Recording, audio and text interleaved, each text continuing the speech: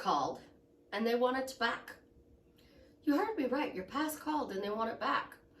All of the things that happened to you in the past, you are taking to the future. I'm just as guilty of this. And when we take it into the present and then even further into our future, we just keep recreating the past. So the past called and they want it back. How do we give it back to them? Because that is the resistance, the chaos, the doubt. That is everything that has gone right in our life, everything that has gone wrong in our life. Well, the past called and they want it back. And they told me how to get it back. By finishing your grieving process. And I know that sounds a little weird, but bear with me on this. We are actually grieving our past. We're grieving the past relationships for what they were and what we wanted them to be. We're grieving our past with our finances, what they were and what we want them to be. If we look at our past as we're grieving because it's already left us, it can't come back. And manifesting says just revise the past. But what if you just let go of the grief? That would relieve you of the pain and the sorrow, the chaos, the resistance, the doubt, all of the things that have happened that are now replaying in the present and projecting into the future. It would give you a level of freedom because the past called and wants it back. Even the good memories. We are looking at them and going, well, why can't my future be like this? When I was younger, before I came to manifesting, things were amazing in my life. They just automatically flowed. So let's give the past back to the past. And let's create a new future by finally grieving and letting go of everything that doesn't serve us. Because that's really what we're doing. We are grieving for what we thought and what we had and what happened. So how do we do this? We're going to get into that today. But first, this is Susie, your beautiful Swan Queen. Welcome back to the garden, my beautiful duckling. Thank you for subscribing, smashing the like button, sharing my video. I love you. I am the best life coach with a 99.6% success rate in helping people get together with the love of their life. If you would like to work with me one-on-one, join my paid Facebook group where it is the only place I go live. Upscale your money. You want a subliminal that is going to make it easy for you to create your future. Those links are in the description below. T-shirts from my daughter and her bestie. This is one of them. It's a Swan Queen original. I designed this one and they printed it. It is what I call Swan Love. That link is also in the description below. So let's talk about this. Everybody wants to be a king or a queen. And I was given the title of Swan Queen by some beautiful clients who said that my love of swans truly made me a queen because I transform people's lives. And I drastically transform people's lives for the better. Most people come to me for help with a specific person. They want to get back together with the love of their life. Well, let's get into this. Get back together with the love of their life. So if you are wanting to get back together with the love of your life, if you are wanting to upscale your relationship with the love of your life, upgrade it to a new level, so upscale it. I've explained this analogy before. You have your foundation, and then your foundation, you're building a skyscraper, but you have to have a solid foundation. And your solid foundation is in the assumption that you have a great relationship and that you work together to have that amazing relationship. Well, the thing is, you came to manifesting, and manifesting says you create everything.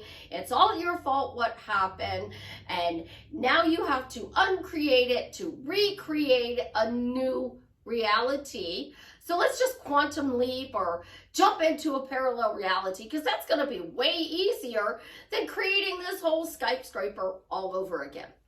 But what I want to teach you is your foundation is you and them working together as a team. So when you move into a new place, you have to unpack everything and put it all away. And I've always been taught to do your bedroom first. Not the kitchen, not the living room, not the bathrooms. Your bedroom. Go in when you move in and you put your bedroom together. Because at the end of the day, when you're done working on moving, packing, unpacking, you need a place to sleep. So you do your bedroom first. And then when you wake up in the morning, you feel accomplished. You feel like, wow, I did something. You need a break. You can go sit in your room because it is totally put together. And again, you feel accomplished. So if you are creating a relationship from new or recreating a relationship with the love of your life, you have to have that solid foundation. And that solid foundation is in those four walls of your bedroom.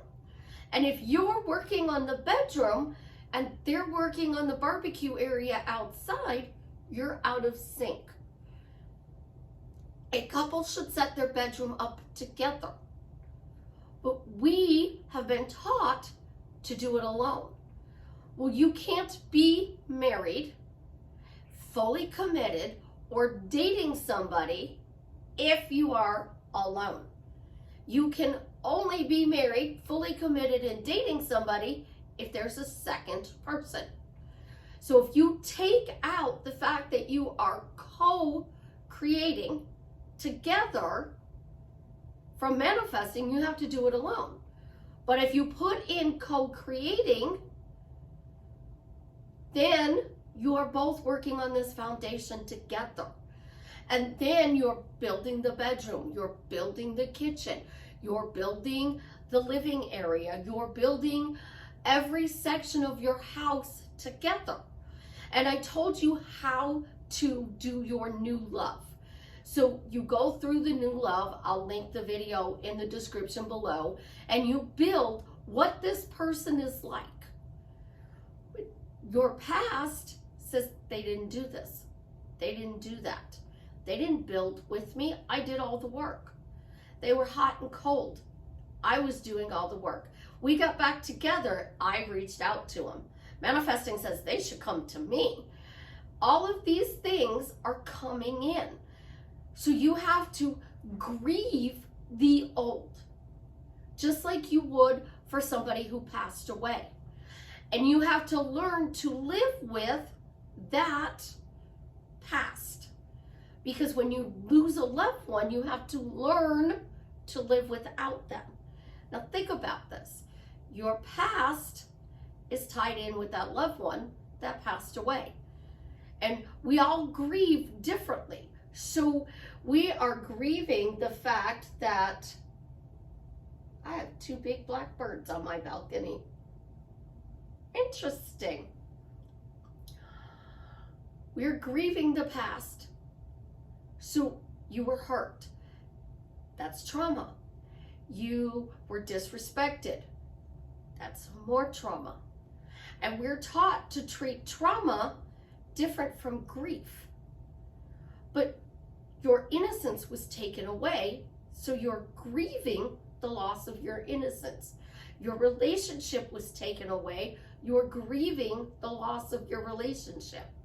So you have to learn to live with the past, so you can have peace in the now, so your future can be happily ever after. Every Disney movie ends with, and they lived happily ever after. So they start really beautiful, really amazing, and then those princesses have chaos. And the future prince has to save the princess. And then in the future, they get married and they ride off into the sunset and live happily ever after. Well, they went through the same thing you are going through. They went through the beautiful beginning, the chaos in the middle, and the happily ever after. But they don't show you how they did that. What they show you is this big, huge, climatic fight scene. And if you think about, this is where you are. You're in the middle of that fight scene where you're fighting the evil queen or the wicked witch to get to the end to live happily ever after. And you are out there digging and digging and digging and trying to figure out what you need to change. Well, when you're grieving, it's the opposite. You're talking about the wonderful memories. You're talking about the things that you loved about this person. You're talking about how this person enriched your life, how this person added value, made you happy, did nice things for you. You're telling all of these incredible stories. But with the past, we're telling all of the bad stories. We're telling all the chaos, the trauma, the alleged beliefs and blocks that are causing us to not be able to move forward. Well, in the past, I had this belief that is blocking me from my future. What if you grieved that belief? What if you grieved it? What if you talked about that belief and how it served you? Because I don't think that you guys understand that I don't see a belief or a block as a problem. If you saw the belief or the block as a boundary, a healthy boundary. So in the past, you worked for a company and they disrespected you, they made you work overtime, they shorted you on your paycheck, things did not go well at that job, so you grieve being used. That's a boundary. You're no longer be used. So we have to learn to live with all of this in the past so that we can, in the present, be peaceful and in the future, live happily ever after. So your person ghosted you. They died. Oh, I'm so sorry they died. You know that's what Susie thinks when they say, I got ghosted. Now they come back to life. And then they ghosted you again. And now they come back to life. How do you stop that cycle? Because you grieved the way you wanted that relationship. You wanted that relationship to be genuine. You wanted it to be fun. You wanted it to be beautiful. You wanted it to be playful and just amazing. It wasn't. But you still love this person. We're going to go into that unconditional love that Susie doesn't like. So in the past, you loved this person unconditionally and they ghosted you. They were hot and cold. They disrespected you. They cheated on you. They lied to you. Because you loved them unconditionally, they got away with it. So that belief that love is disrespectful, deaf, dumb, and blind, love is deaf, dumb, and blind, that block now becomes your ego saying, we're not going to be treated like this anymore. In the future, any relationship that we have, they're going to treat us with respect. So now we have red flags. They're not treating us with respect, so we're going to move along. They're not treating us with kindness because they're being hot and cold. They're not spoiling us because they're bringing us the wrong thing from the grocery store. I used the pink box and you brought me the blue box. Like, we think about these things. Well, now they're doing the right things for somebody else. And you're like, what did I do wrong? You didn't do anything wrong. You really didn't. Stop thinking you created something wrong.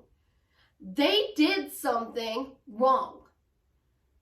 They did something wrong. You noticed it.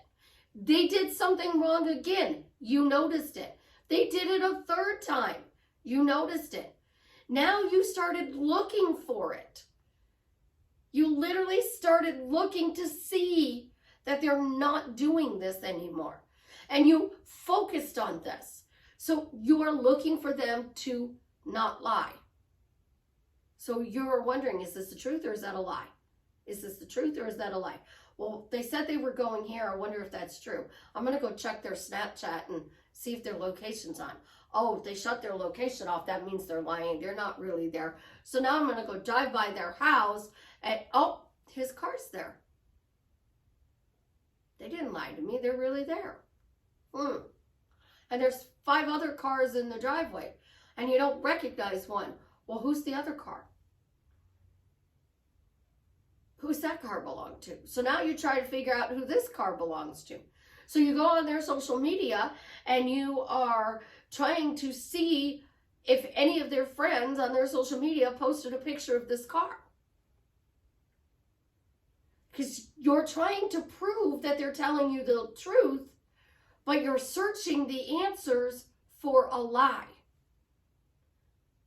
That's what you're doing. So if you grieve in the past that you had unconditional love that allowed you to be abused, and now you have ego balancing love so you can now be in a healthy relationship, we can let go of that past. And we let go of that past by forgiving ourselves. So how do we forgive ourselves? Well, we can sit down with a piece of paper and a pen and we can list all the reasons this person was good to us in the past, just like if we were grieving.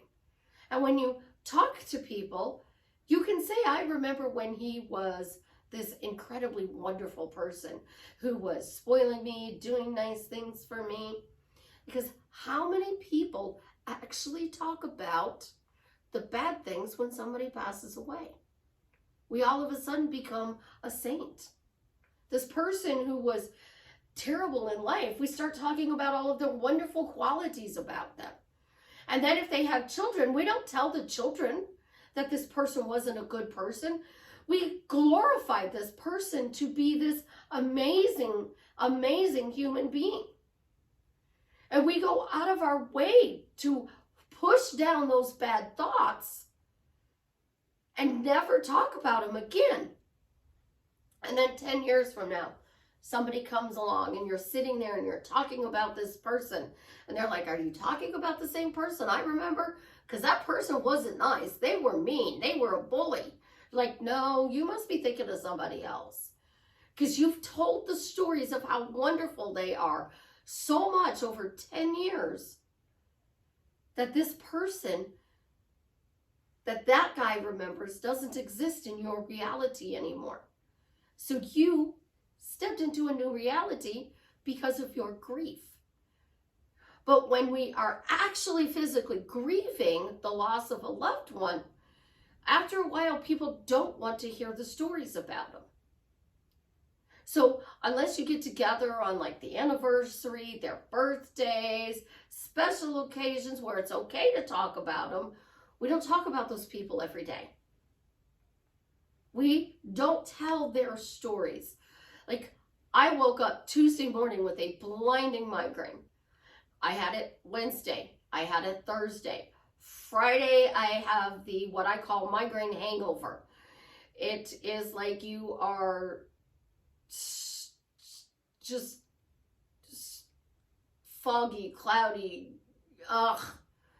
And today I'm feeling better.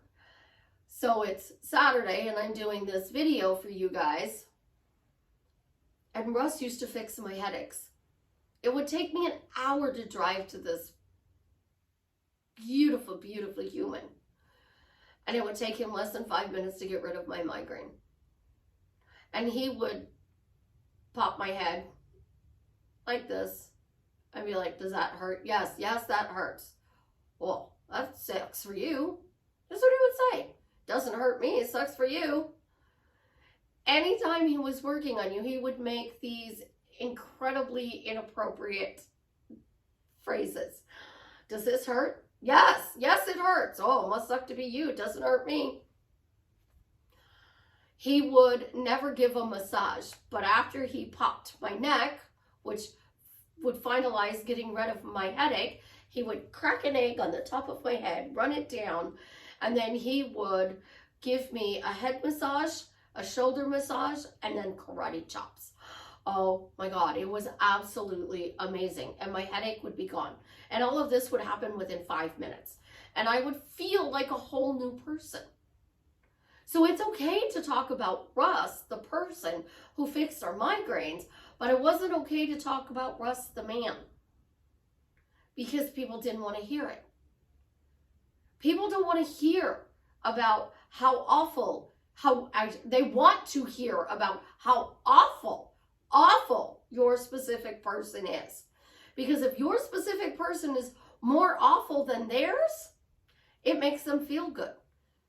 They don't want to hear about how wonderful this person is, because if you're telling them how wonderful this person is, then they feel bad because their person's not doing the same thing.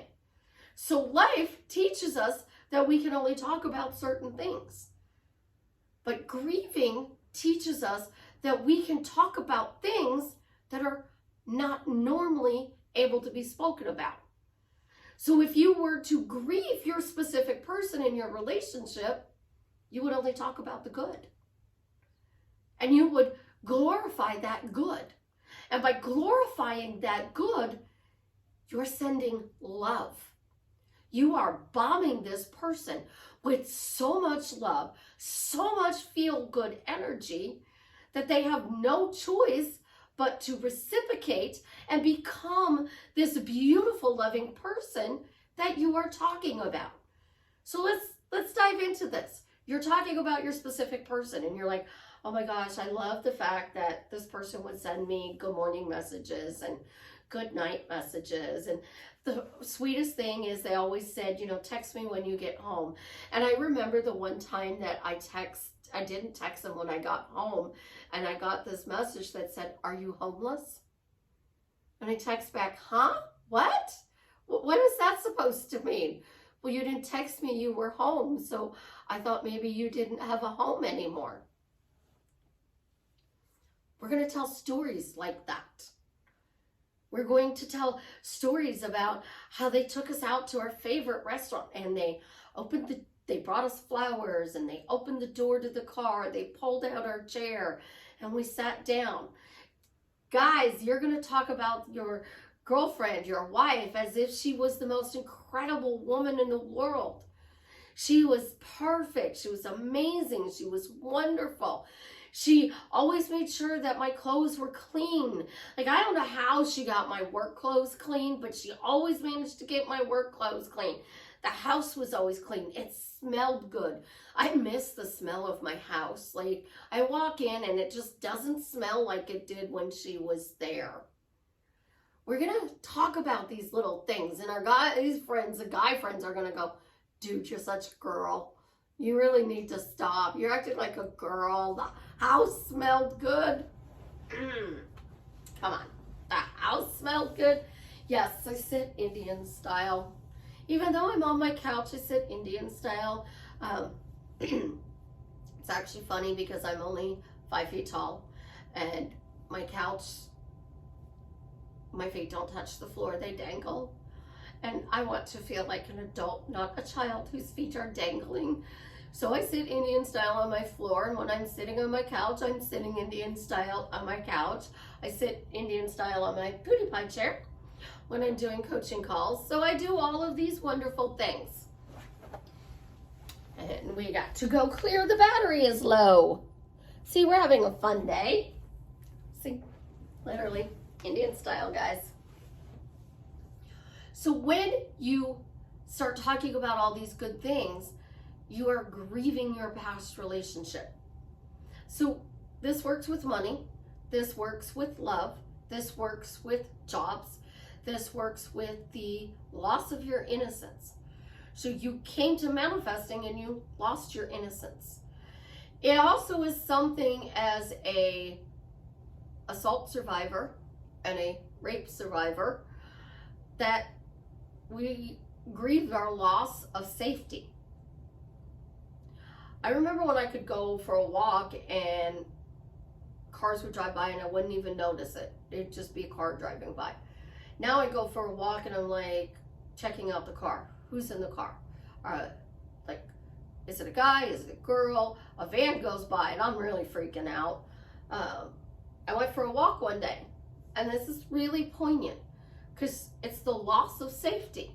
So I go for a walk one day and this white van drives by me. I noticed it circled back. So like it went that way and then it came back.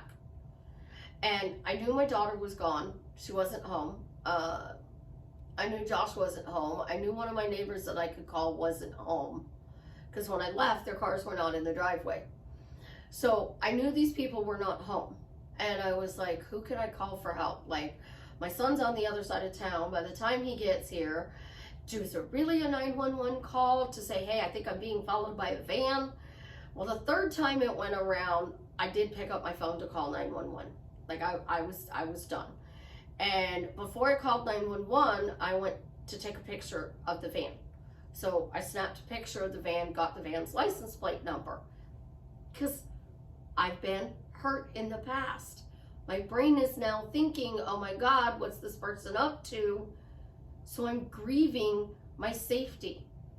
I'm panicked mode now. So I get home and I bumped into my neighbor later that evening and he's like, I came home, you should have called me. I said, your car wasn't here when I left. And he's like, well, I've been home for like 20 minutes. I'm like, what? He said, I could have come and got you. I would have come and got you. He said, I would have made fun of you, but I would have come and got you. I didn't think to just randomly call those 3 people and say, hey, where you at? Because I was grieving my safety. I was looking at the situation, and normally all the garage doors and the guys that are out in their yard working, nobody was working in their yard. Nobody was working in their garage. And I'm like, ah. So everything has a process. It's not that you're blocked. It's not that you have resistance. It's not that you have a problem. It's that you are still in pain from this past experience, that your presence is grieving for the loss, and your future hasn't played out yet the way you want it. So when we grieve the past, we get peace in the present, and our future, we can create joy. So we let go of pain and we create joy. So you have to find a way to understand that we're never going to feel safe again after being a survivor of a sexual assault. We're never going to feel that we can have a cup of coffee with the person who passed on. Yes, a lot of us are spiritual and we can still talk to our loved ones who've passed, but we can't have that cup of coffee. So that's normal to grieve. It's also normal to grieve everything in your past that's caused you pain. And you're so focused on that pain that your present is chaos, so your future creates more chaos. So if we start looking at everything as, how do I grieve this? How do I grieve this so that I can move forward in peace?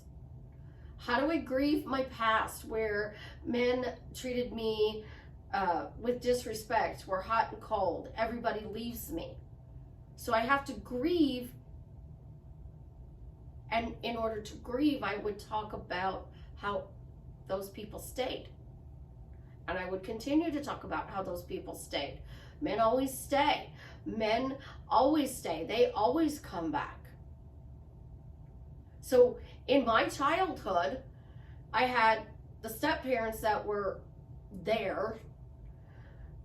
I had the mother who would come and go, and I had my biological father who would come and go. So people always came back. So my life was they leave and come back, leave and come back, leave and come back. So I had to break the cycle of leave and come back, leave and come back, leave and come back. So I had to talk about people who stayed in my life. Like, number one person who's in my life is, my ex-husband. I've known him since the day I was born, and he's still in my life. So not everybody leaves and comes back. Some people are always there. My beloved Savannah is in my life every day. I have other kids that are in my life. They've not left. They're still here. But we think if we don't talk to somebody every single day that they've left. Instead of speaking to them and they stay. Like, where are they actually going? Just because you don't talk to somebody for 24 hours, 48 hours, you don't talk to somebody for 7 hours, 7 days, 7 weeks, 7 months, 7 years, where did they go? They're still there. We just didn't pick up the phone and connect with them. Because not everybody is supposed to be in our everyday life. So hot and cold is normal. We just gave it a bad name. And now we're grieving because it's not normal to be hot and cold. But yes, it is. Yes, it is. Do you literally talk to your best friend every day? Do you literally talk to your sister every day? Your brother every day? Your parents every day? You're an adult. How many people actually call their parents every day if they're not living with them? How many parents actually call their children every day if they're not living with them? Hot and cold. It's actually normal. But we don't want that with a specific person. With the love of our life, we want them to be hot, hot, hot, hot. Well, they can't be hot, hot, hot, hot unless you literally go through that process and start speaking about all the wonderful things that they did when you were together. All of the wonderful things you loved about them when you were together. And if you've been on and off for 4 years, on and off for 10 years, on and off for 20 years, you've had a 20-year relationship and you've labeled it back and forth. They come, they go, they come, they go, they come, they go. They're in my life, they're out of my life. They're in my life, they're out of my life. What if you just said we had a 20-year relationship? And this 20-year relationship that I have with this person is amazing because they always know what my favorite drink is. They always know where my favorite restaurant is. They know my favorite color. They're always writing me these wonderful, supportive texts and emails. Because you've been in their life for 20 years, they're going to send you an email. So you go back and read this email where they tell you how amazing that you are, how wonderful you are, how loving you are, and how happy they are that you are a part of their life. But we go back and read all of the bad stuff, the current stuff. So if you're in hot and cold, if you deleted all of the bad stuff and you just left all the good stuff and you went back and you read all the good stuff, that energy that you're sending to them is beautiful. It's amazing. It feels incredibly good. It's wonderful. They're over there going, wow, she thinks that I'm this amazing person. Maybe I should reach out to her. Wow, he thinks that I'm the bomb. Like, oh my gosh, the things that he said to me about how much he loves me and cares for me. It's going to make you feel good. And guys, I'm not being disrespectful. I'm a girl. It's easier to do it from that perspective. So yours would just be the opposite way. I'm thinking about you in such a wonderful way, but you're reading my texts that I sent you and you're thinking, wow, she really loves me. Susie really loves me. She thinks I'm amazing. You know, I wonder if she'll text me. I wonder if she would feel good texting me. I wonder how she would feel if she just sent me a sup text. You know, not a fan of them, but it breaks the ice. So if I text you, sup, what are you doing? Or if I text you, hey, it's been a while, how you doing, stranger? You would be like, oh my gosh, she texted me. And we would be like, oh my God, he texted me. So when you grieve, you talk about good. But when you are manifesting, we talk about the bad. So what if you changed your perspective and you just moved forward and talked amazing about your life? Oh my gosh, I remember when my money was flowing really well, even though it's tight now. I remember what it felt like. It felt really good to have my bills paid on time. It felt really good to be able to get that new car, the new furniture. It felt really good to have that cushion in the bank of a couple of months of bill money. Oh my gosh, I was able to put all my bills on auto pay because I had that cushion of 3 months in my bank account. You know, life was great when money was flowing. Life is great, money is flowing. All of these little things. So we're grieving the mistakes we made and we're replaying them instead of talking about all the good things. Because the more we talk about the good things in our life, we look at our past differently. And we've accidentally revised it without actually going, okay, so I'm going to go back to July of 1993, and I'm going to revise this scene where this person said, and then I'm going to go to the next scene, which was in October of 93 when this person said, and now I'm going to go back to, 94. Oh, was that January or was it in June? I know it was a J month. Maybe it was July. And I'm going to revise that argument.